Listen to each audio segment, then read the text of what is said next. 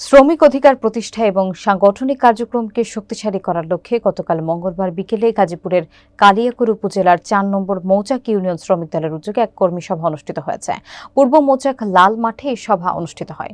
তুষার আহমেদের প্রতিবেদনে থাকছে বিস্তারিত। মৌচাক ইউনিয়ন শ্রমিক দলের সভাপতি এবং জেলা শ্রমিক দলের আহ্বায়ক কমিটির সদস্য মোহাম্মদ ওমর ফারুকের সভাপতিত্বে অনুষ্ঠিত এই সভায় প্রধান অতিথি হিসেবে উপস্থিত ছিলেন গাজীপুর জেলা শ্রমিক দলের আহ্বায়ক এবং কালিয়াকৈর উপজেলা শ্রমিক দলের সভাপতি মোহাম্মদ মিনার উদ্দিন।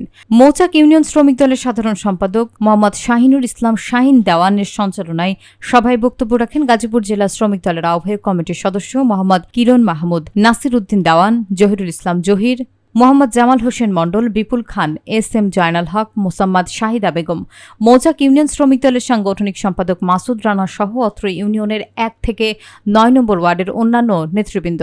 সবাই শ্রমিক অধিকার প্রতিষ্ঠা এবং সংগঠনকে আরও গতিশীল করার উপর বিশেষ গুরুত্ব আরোপ করা হয়। এতে সাধারণ জনগণের উপস্থিতি ছিল চোখে পড়ার মতো। নেতৃবৃন্দ আগামী দিনে শ্রমিকদের কল্যাণে ঐক্যবদ্ধভাবে কাজ করা দৃঢ় অঙ্গীকার ব্যক্ত করেন। আজকে এই অনুষ্ঠানে উপস্থিত আছেন সিরাজ আজহারকে আপনাদের মাঝে পরিচয় করে দিচ্ছি।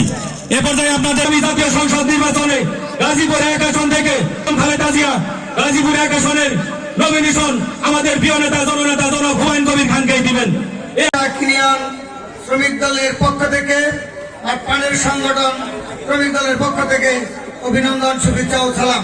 আপনারা যারা এখানে আছেন, আপনারাই শ্রমিক দলের একনিষ্ঠ কর্মী, আপনারাই পরীক্ষিত নেতা।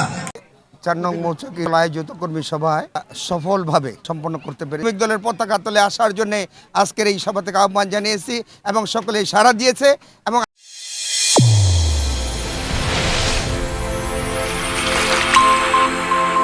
চ্যানেল A1 হৃদয়ের স্পন্দন।